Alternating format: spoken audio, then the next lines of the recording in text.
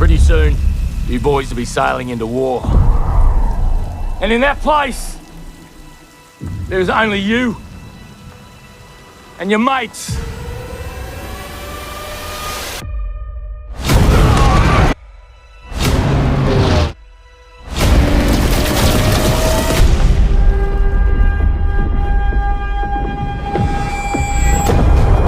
can't be the only ones left. Nearly 200 men gone on that bloody ship.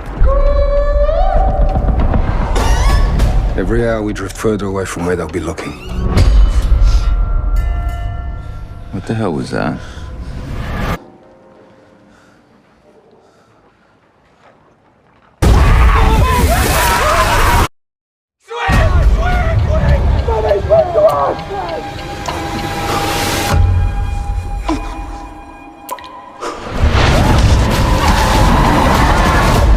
Never seen a shark like that before. There's dozens of dead bodies out there for it to munch on. He's gonna die. Shut up, this. On the battlefield, there's only you and your mates.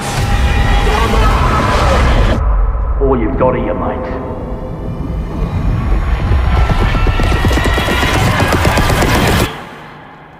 mates. She'll be back.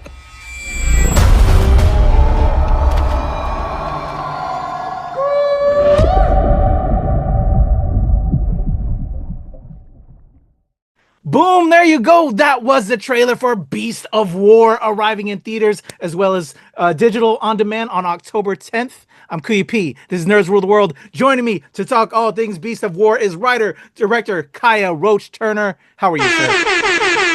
Greetings, Patrick. I'm really good, man. I'm about to release a giant shark movie, so I've never been better. I love it, and I love that for you. As an old Jaws head fan and being inspired by that film as a creative as well, it's crazy. And so I love that for you, sir. Love it. Yeah, no, I'm a massive Jaws fan, obviously. I mean, anybody who knows anything about Jaws and cinema knows that basically this is kind of an Australian riff on the USS Indianapolis monologue from Jaws. You know, that's just like a little indie filmmaker trying to make that film, you know? And so my bar was to just not embarrass myself in the shadow of Spielberg, you know? So hopefully I'll pull it off. Hopefully. I don't know. We'll see. You did. So I'll tell you, I actually had the pleasure of seeing it in advance before everybody. So yeah, love on me, people. I got to see it. It's amazing. You killed it. It was deeper and a lot more than I thought it was going to be. And bravo to you on that. It had, World War II survivalists, these Australians on here. We also had some other things happening. I don't want to spoil for people, but we got to learn more about that. And as a person of color, the indigenous story line that was in there. And then we have this shark. You hit everything, Kiah. So bravo.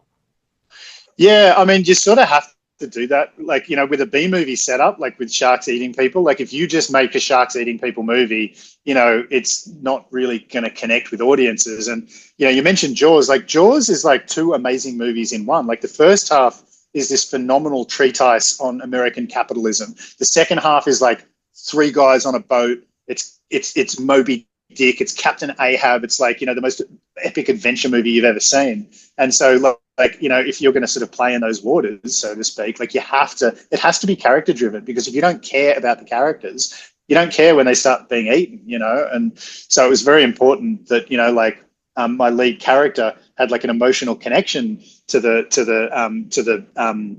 shark in a way, like you find out that his brother had been eaten years earlier while they were off the coast, fishing in Broome on Western Australia. And so he's carrying all this guilt. And so when he's presented with this younger soldier, he feels like a sort of brotherly connection to this young guy. And he's hoping maybe he can save this guy, then he can get rid of the guilt of the death of his brother.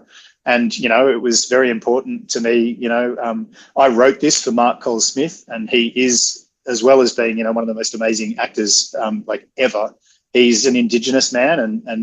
And so, when I was doing research into, that period, and I realized that, Indigenous soldiers were paid like a third of what white blokes were paid. And that's just disgusting. And Australia was a very racist place back then. And I wanted to tell the story of a person of color who is a true hero and a man of integrity and dignity and bravery. And, you've got the character of Des, who's a racist bastard, and he's got to learn to not be a racist bastard. Like he starts off hating this guy because of his color, and then by the end they're brothers. And that sometimes when you go through like a trauma with somebody, just like color and all of that kind of stuff just falls away when the priority becomes survival. And if you're standing next to a man who can help save your life, you don't care what the color of his skin is. And I kind of wanted to tell that story too, And Mark helped me very much with that. So he was he was an Indigenous consultant on the film, so he really helped me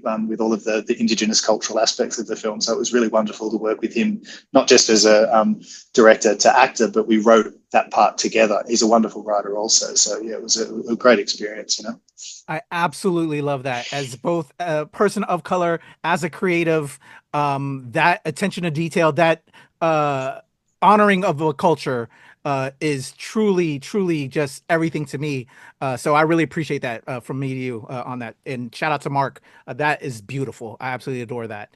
So we're making this crazy genre film that got put into your lap, but we can't go to Malta because they're working Jurassic Park. We're building. Yeah, I stole the idea from a Spielberg film, and then Spielberg swept in and stole all my tanks for Jurassic World. Beautiful irony.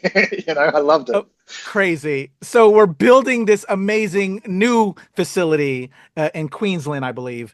Brisbane. Can you tell me that undertaking to make this film, and now it's going to be so beneficial to so many other filmmakers now going forward. Bravo to you, sir. That is just outstanding. Yeah, it was really interesting because our original take on it was to go, as you say, to go to Malta and use those massive outdoor tanks that they used for Gladiator and stuff. And so we actually started pre-production in Malta. And then when Spielberg came in with Jurassic World and all of that, like we had to rethink it, and we realized we had to go back and make it indoors in a tank in Queensland. And that changed the entire aesthetic of the film. And so I was like, kind of the only way to like make it work is to like really lean into the studio nature of it and just shoot it and make it like Francis Coppola made Dracula, like, back in the late 90s, I think. He did a very saturated, very hyper stylistic like film, very much influenced by like the early silent films like Nosferatu and stuff. So I wanted to make Nosferatu in color with a fin.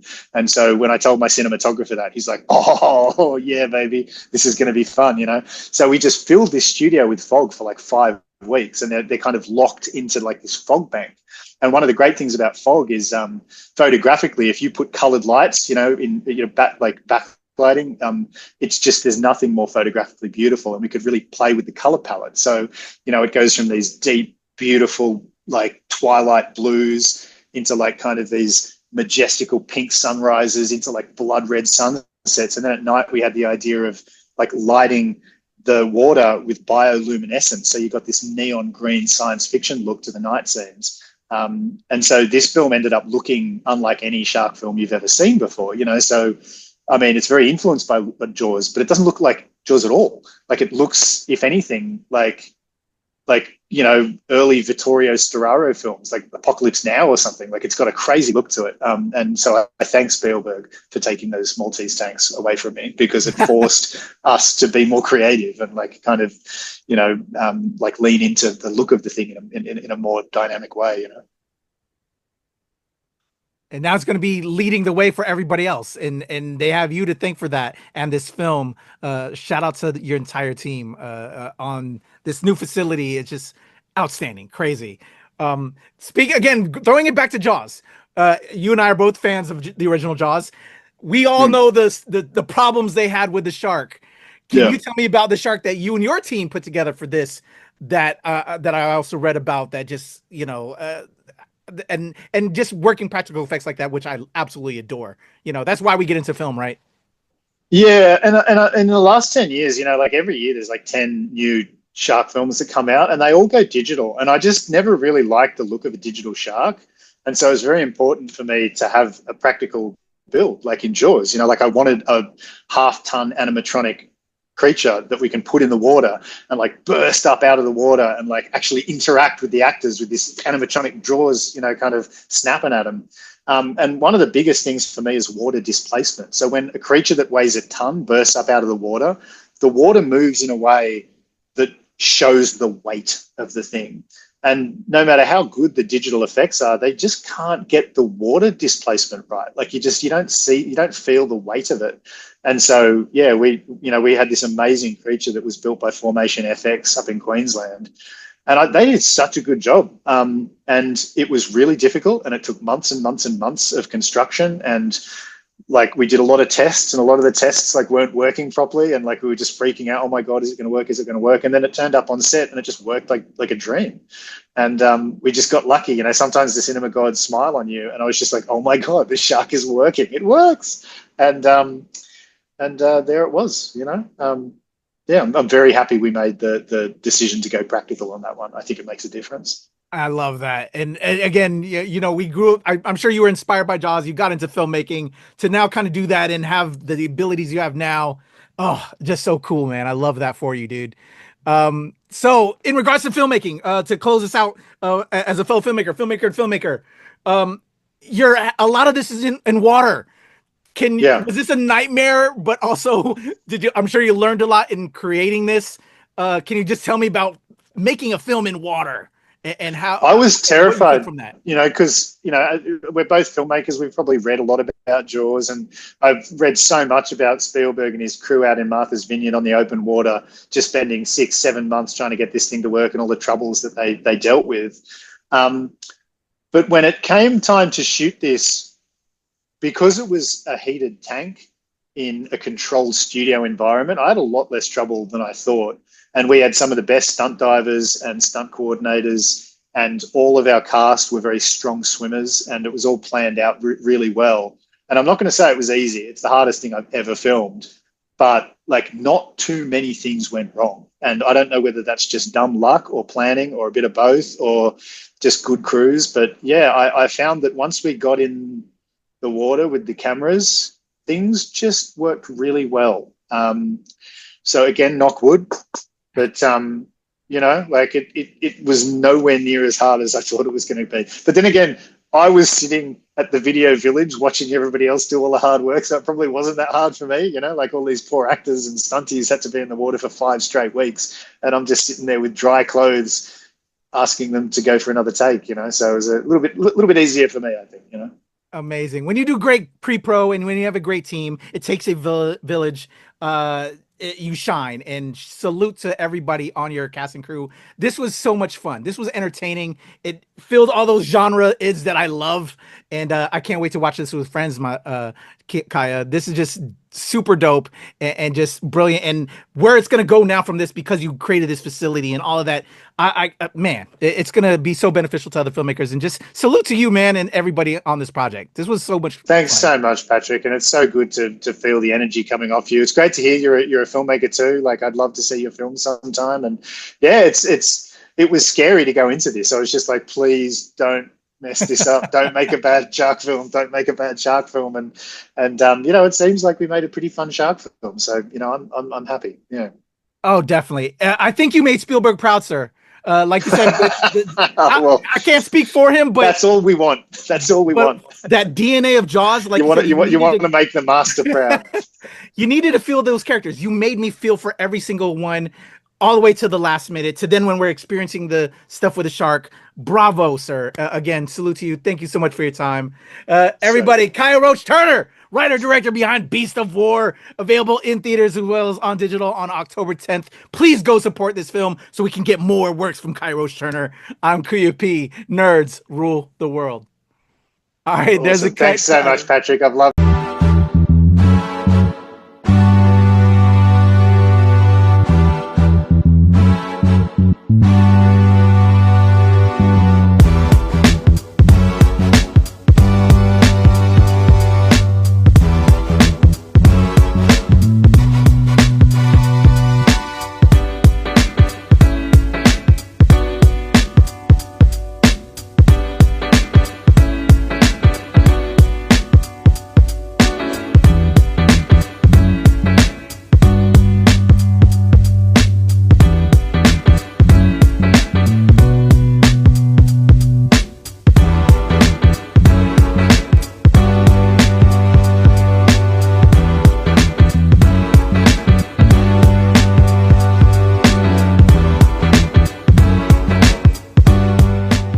Nerds rule the world.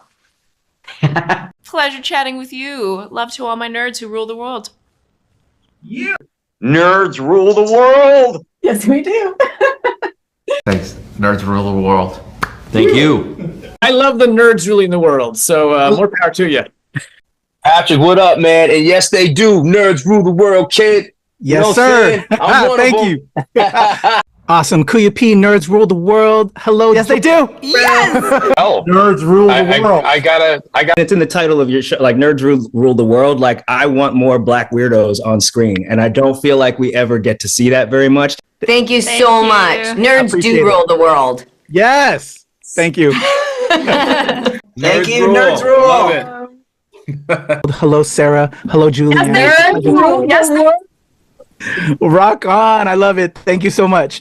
It's good to see you. I love Nerds Rule the World. But yeah, there's a heavy nerd component, man. Yeah. And at the end of the day, if you ask me, nerds rule the world. So Absolutely. And you're right. Nerds do rule the world. We're just the best. Yes. Nerds do rule the world.